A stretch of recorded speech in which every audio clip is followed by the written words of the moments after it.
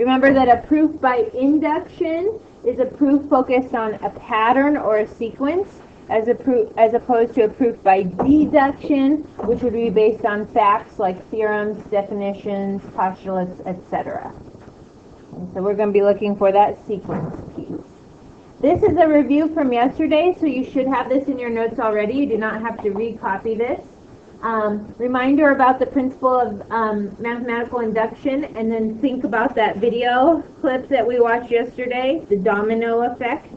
In order to use the domino effect to prove our sequence is true for all cases, we need to do two things.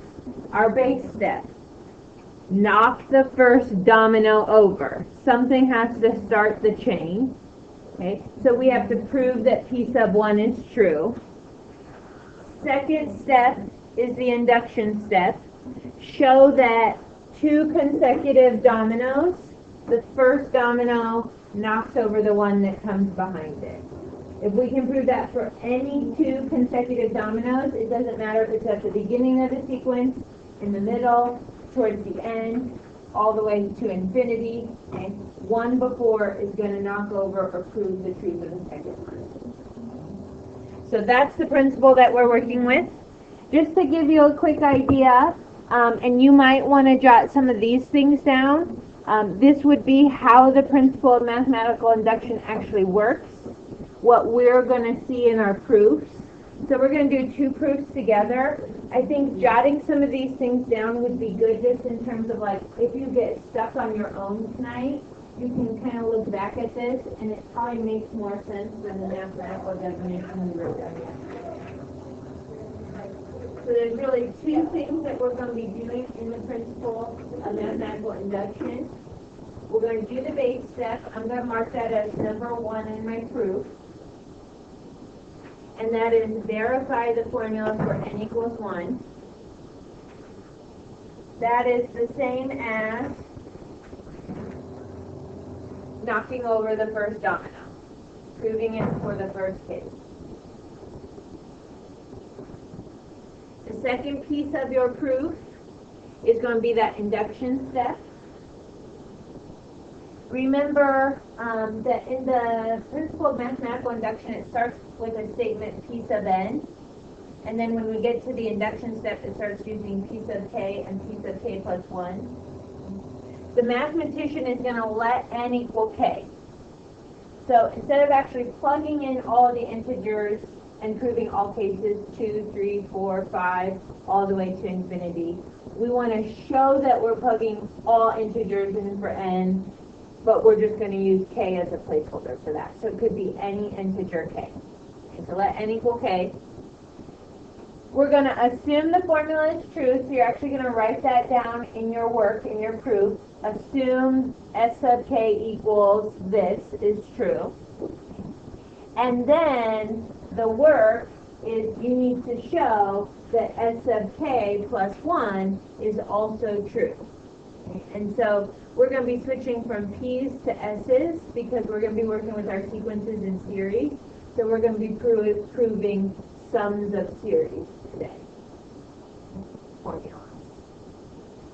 Now notice here that it says using s sub k, that would be the sum of the first k terms, plus a sub k plus 1, that would be the k plus 1 term in the sequence. So we're going to be using both sequence and series formulas in our proof.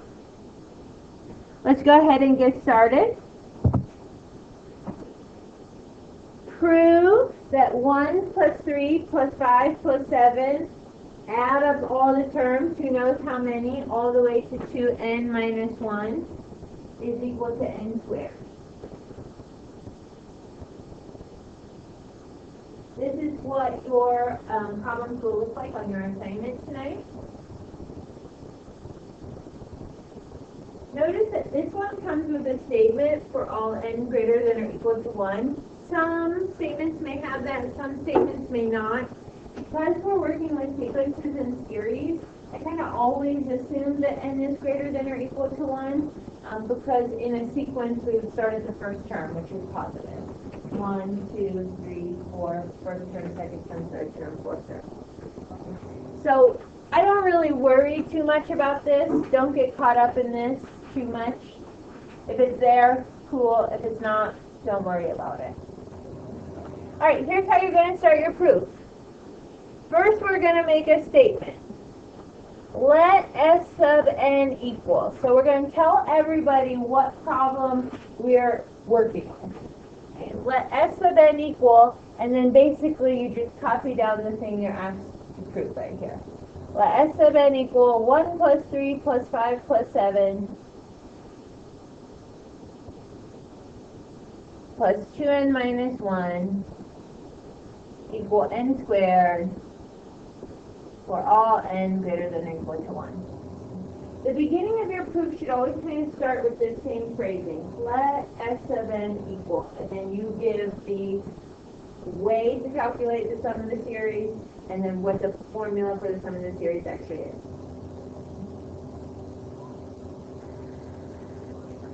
Alright, kind of looking at that line, let's just kind of make sense of what the pieces are. So I've got 1 plus 3 plus 5 plus 7. That must be like my first term plus my second term plus my third term plus my fourth term. And I don't know how many terms I'm adding. So this 2n minus 1 is like my a sub n. It's like my sequence rule, right? So if I want to find the third term, 2 times 3 is 6 minus 1 is 5. Oh yeah, that matches. If I'm going to add up 10 terms, I would plug in 10 for n. Okay, so it's giving me my sequence. Okay. And then all of that sum is equal to n squared. So this is really what we're saying S sub n is. This is the series, or the summation. So this is my S sub n. So in each proof, there's going to be two things that have n in them. You need to be able to make sure you can tell the difference between which one is the series and which one is the sequence. And sequence is always going to be the last term in that list of terms that are being added together. All right, that'll help us with our first step. So I label them 1 and 2 just to kind of make it clearer when I'm doing my base step and my induction step. If you see a proof online or in a textbook, they're probably not going to label them 1 and 2. Okay. But this is going to be my base step. So what am I supposed to do in the base step?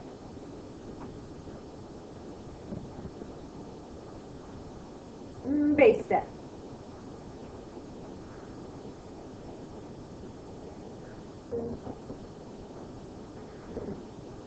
Verify it for what?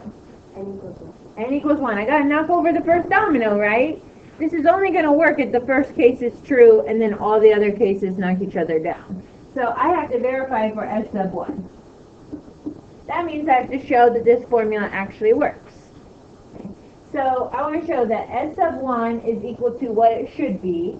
I'm going to go over here and remember which one is the series, n squared. So I'm going to plug in 1 for n. So that would be 1 squared, which is equal to 1. And then I have to verify, is that actually the sum of one term in that sequence? The first term. What is the first term? 1. The sum of that term is 1. Does that formula work for the first term? Yeah. So I usually say after this, which is true. I just like to say something to the people who are reading my proof that they know, like, okay, that worked, it verified. Okay. Sometimes you might see a proof by induction where they're just going to state the base step and they're not going to tell you, like, it goes back to the thing before. Okay, so you can leave off which is true, but I like to write it just because I'm verifying the first domino just fell. Step 2. This is the induction step where you're going to show that two consecutive cases actually knock each other down. But this is where you kind of go back a little bit to what you would see in a proof in geometry with two columns. Remember how I talked about the given and the proof? Okay. So I'm always going to start my induction step the same way. I'm going to start with the word assume. And then I am going to let n equal k, which means I'm going to go back up to that very first line, S sub n, and I'm going to replace all the n's with k's. So assume S sub k is equal to And I'm going to show my long work, 1 plus 3 plus 5 plus 7, plus, when I get to this sequence rule, it's going to turn into 2k minus 1, and that should be equal to k squared. Now, on this line, I usually don't write that like for all k is greater than or equal to 1. I kind of just drop it in the middle of my work. It'd be fine if you copied it. I'm just not going to. Remember, we're going to always assume positive integers because we're working with sequences. Okay, so all I did right there was let n equal k, and I plugged in k for all the n. So I always do that. Now that's like my given. I'm going to assume that to be true. Now I need to know what I want to prove. So I'm going to say, show that s sub k plus 1 equals, and I'm actually going to do all the work for s sub k plus 1 as my proof. So right now, I just need to know what answer I should get. So this is what you were practicing on your homework last night. Okay. So s sub k is k squared. We have assumed that to be true. What should s sub k plus 1 be? K plus 1 quantity squared.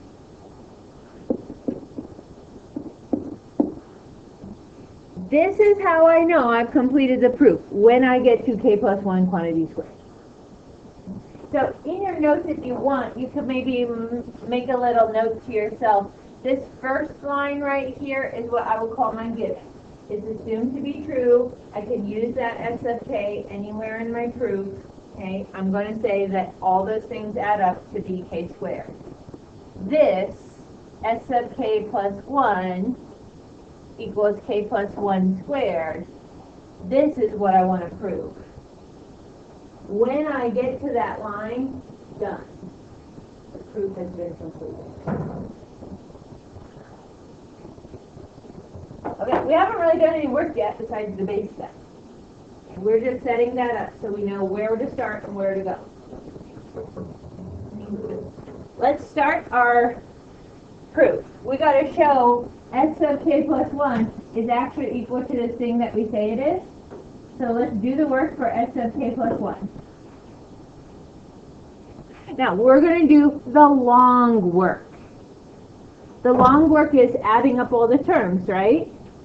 So if I were going to add up the first k plus 1 terms of this sequence, I would start with 1 plus 3 plus 5 plus 7. I will go all the way to k, which is 2k minus 1. And again, I'm going to write above here just to kind of help me out. This is a sub 1, a sub 2, a sub 3, a sub 4. And remember, this is your a sub k, right? So that only represents the sum of the first k terms. I want the sum of the first k plus 1 terms. So I still have to add whatever a sub k plus 1 is. How will I get that next term in the sequence?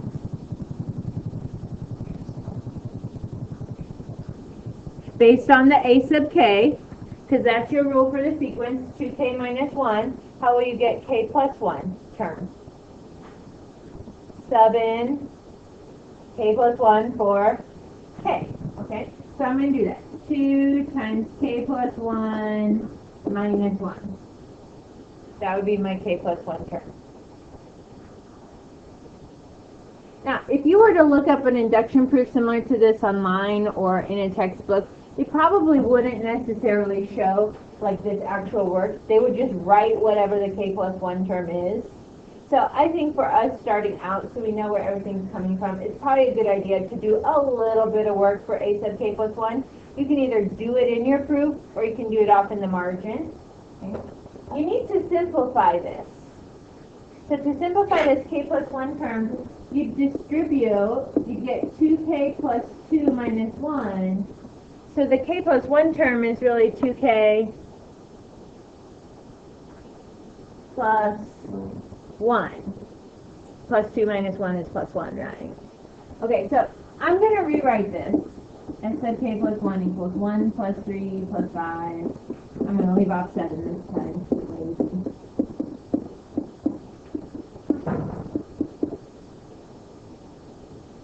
And what I'm trying to tell you is, like, a lot of times if you were to see this proof, people might assume that you would just know that that last piece was a sub k plus 1, so they might jump right down to this line. They might not actually show you that work.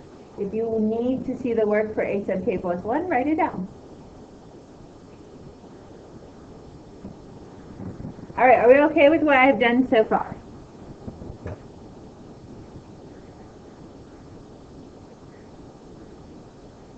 Okay, remember that there was a given, right? The given said, I'm going to scroll up so you can see it. The given said 1 plus 3 plus 5 plus 7 plus everything all the way to 2k minus 1 is k squared. So I can do substitution. 1 plus 3 plus 5 plus everything all the way to 2k minus 1. That's my s sub k, right? Do you see how that matches what you put in the assume? So right where all those terms are added up, we can just write k squared. So s sub k plus 1 is equal to k squared. And then it's not just s sub k, it's s sub k plus 1, so you got to add on the last term, the k plus 1 term. So that would be plus 2k plus 1. Oh, and I'm feeling really good at this point. Do you know why I'm feeling good? That's a quadratic expression. Quadratic expressions could be factored, and I am hoping that when I factor that, it comes out to be my proof statement. So do you have factors of 1 that add to make 2? 1 and 1. It would be x or k plus 1 times k plus 1, which could be written as quantity k plus 1 squared. I just got to the thing that I wanted to prove. So I will write a statement. Thus, the statement is true for all positive integers.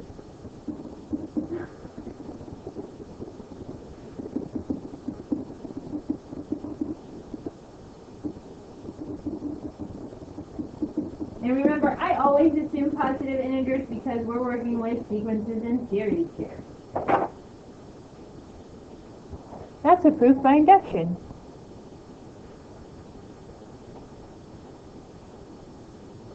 Are there questions that I can answer before we do our second example?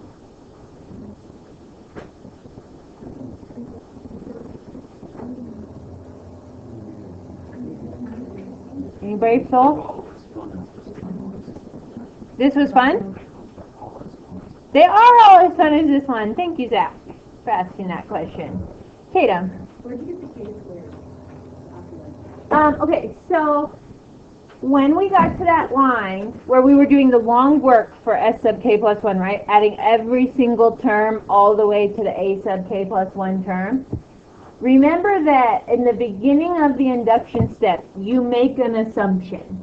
That assumption now acts as like a given piece of information that you're allowed to use anywhere in your proof. So in that given, s sub k is equal to 1 plus 3 plus 5 plus 7 plus everything all the way to 2k minus 1. And then we assume that those things would add up to k squared. So when I saw 1 plus 3 plus 5 plus everything all the way to 2k minus 1, that is my s sub k, which is k squared. So I am doing a substitution with my given. And it will always be the same. You should always end or not end, but get to a point, this line right here, okay, this line right here for S sub k plus 1 is S sub k plus 1 equals S sub k plus A sub k plus 1. That's what that line always says. And you'll always do that line, that substitution.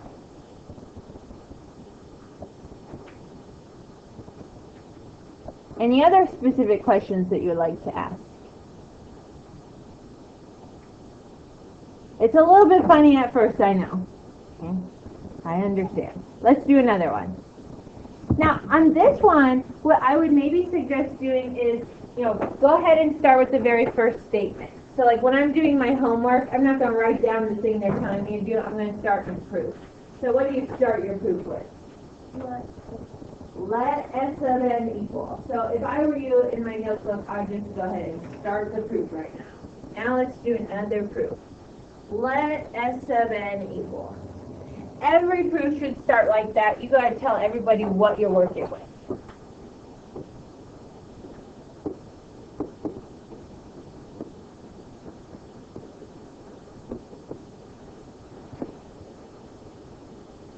Notice that this one does not have the n greater than or equal to 1. No big deal. Like I said at the beginning of the last one. Don't let that bother you. If it's there, it's there. If it's not, okay, move on. Okay, so now we've told everybody what pattern, what series we're looking at. And now we want to start to prove by induction that this will be true in all cases. So we're setting up our dominoes, and what's the first thing we have to do?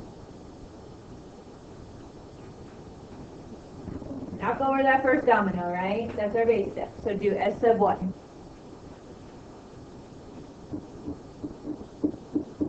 What am I plugging into for S sub 1? What it's equal to. The one at the far end. That's the sum formula, right? That's your S sub n. So I'm going to plug in 1 for all of those n's. Okay, that's going to be 1 times 4, which is 4 divided by 2, which is 2. What would the sum of the first term in this sequence be? 2. So that's true, right? I'm always going to ask you to prove things that are true, so that should always work out. If it doesn't, you probably have some calculation issue. Alright, we have knocked over the first domino. Now we need to show that one domino knocks over the domino behind it. Okay, so this is where we start our induction step. No need to reinvent the wheel here on these sequence and series problems. You're always going to start the same way, with 2 pieces, an assumption and a show. So I'm going to assume S sub k. Now we're going to let n equal k. It's just like saying I can plug in any integer that I want. And then I'm going to copy down my very first line, but I'm going to replace all my n's with k's. So it'll be 5k minus 3 equals k times 5k minus 1 divided by 2. There's no extra work other than subbing k for n. Like, that's my assumption. Remember, that whole thing is going to act like you're given. So in your work, when you eventually start your work, when you see 2 plus 7 plus 12 plus 17 plus 5k minus 3, you'll be able to condense all of that and substitute this formula. K times 5k minus 1 over 2. Where you see that step. But we need to know when we'll actually have our proof, so we have to say what we want to show, and this is what we were practicing yesterday, right? Show what S sub k plus 1 is. We're proving what the 2 cases are, and that the first case knocks over the second case. I'm actually going to do the long work for S sub k plus 1 as my proof right below this, So all I want to do is jump to that formula at the end of the line, whatever it's equal to, and now I'm going to sub in k plus 1. So that would be k plus 1 times, and this would be 5 times the quantity k plus 1 minus 1 all over 2. If you looked up a proof, they probably wouldn't show that work. I'm going to show my work, so if you're looking back at your notes, you know where the k plus 1 term came from. So I would have to distribute that 5, that'd be 5k plus 5. And then minus 1, that whole factor would be 5k plus 4. So I really want to show that I'm going to get k plus 1 times 5k plus 4 divided by 2. That's how I know I can stop my proof. I have made everything that I need to say this happens without a doubt. Now, I can look at that and say, okay, so I'm going to get a quadratic, and it's going to factor to be k plus 1, 5k plus 4. Some people had asked yesterday, like, could I distribute that? You certainly could, and then in your work, when you get to the quadratic, you have your proof. I just leave it in factored form, and then I factor my work. Okay, so you can go one way or the other. All right, let's actually do the work, right? S of k plus 1. In this piece right here, after you give the show what you want to find, you're going to do the actual work for S sub k plus 1, the long work. So the long work would be, go back to the very first term 2 and start adding all the terms, right? And so 2 plus 7 plus 12 plus 17. I'd go to 5k minus 3. But remember, that's a sub 1, a sub 2, a sub 3, a sub 4. This just gets me to a sub k. Since I'm going to s sub k plus 1, I need to add the k plus 1 term. Okay, so I can't just copy what s sub k is. I have to find the next term. I'm adding an additional term to the next sum. How will I get a sub k plus 1?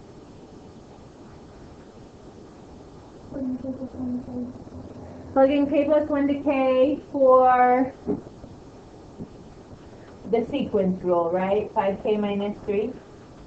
So that k plus 1 term will be 5 times k plus 1 minus 3.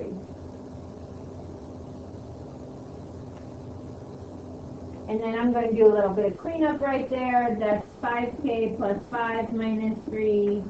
So my a sub k plus 1 is 5k plus 2. I'm going to leave off 17 just because I don't want to write it.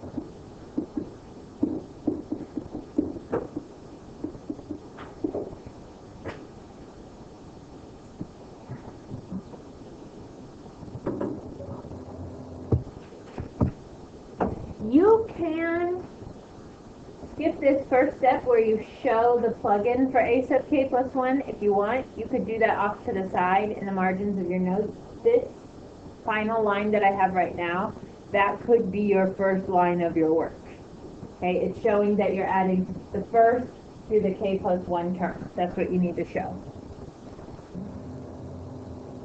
Okay, what do we do next?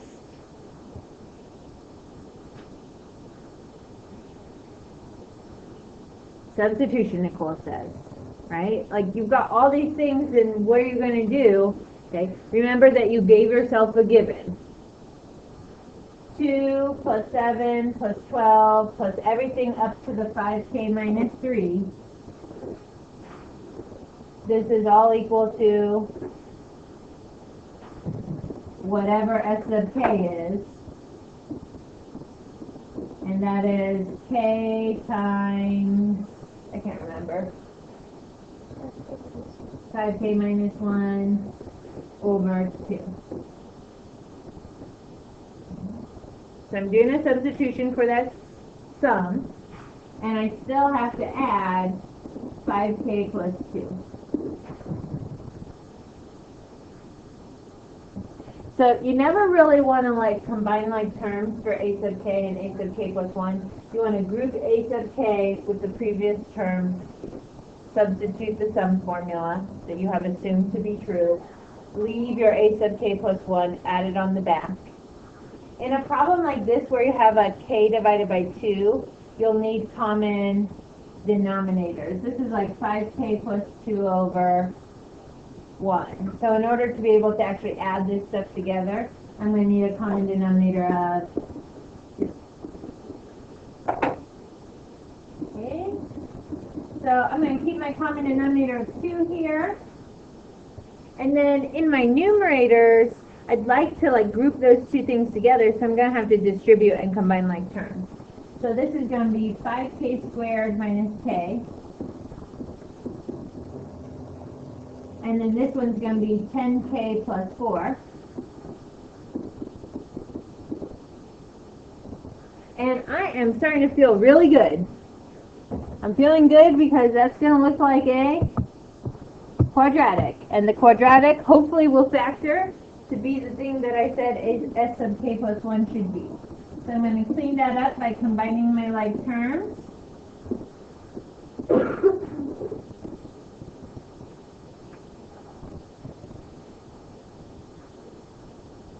And I get 5k squared plus 9k plus 4. The factoring really shouldn't be too terrible.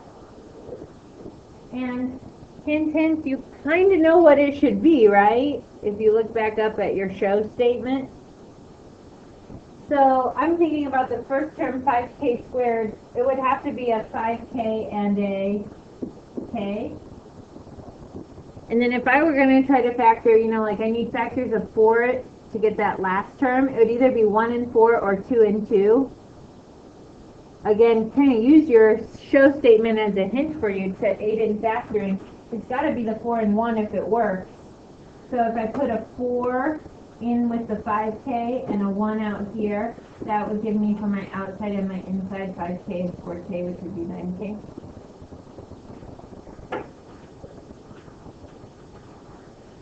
Does quantity 5k plus 4 times quantity k plus 1 over 2 equal my show statement? I'm going to scroll back up. Show that s of k plus 1 is equal to k plus 1 times 5k plus 4 over 2. Is it okay that mine are switched around, my two factors? Yeah, because multiplication is commutative. So I have what I want. This is how I know I can stop my proof. And I can say, thus the statement is true for all positive integers.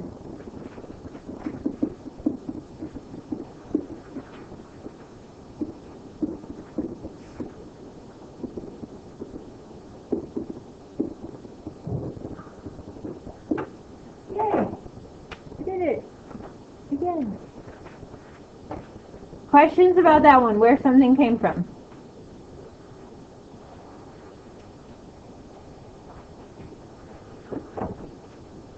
Okay, you've got about 10 minutes, so you should be able to get started. A lot of people in first or second hour got done with one problem. There are 5 problems for your homework tonight. Okay. Yes, ma'am? What's that? Yes, I will come look at that for you. So I would go ahead and get started on number 11. Then you can kind of check in with your neighbors, like what's your S of N statement? What's your base step? What's your induction step look like? Kind of see where you're going.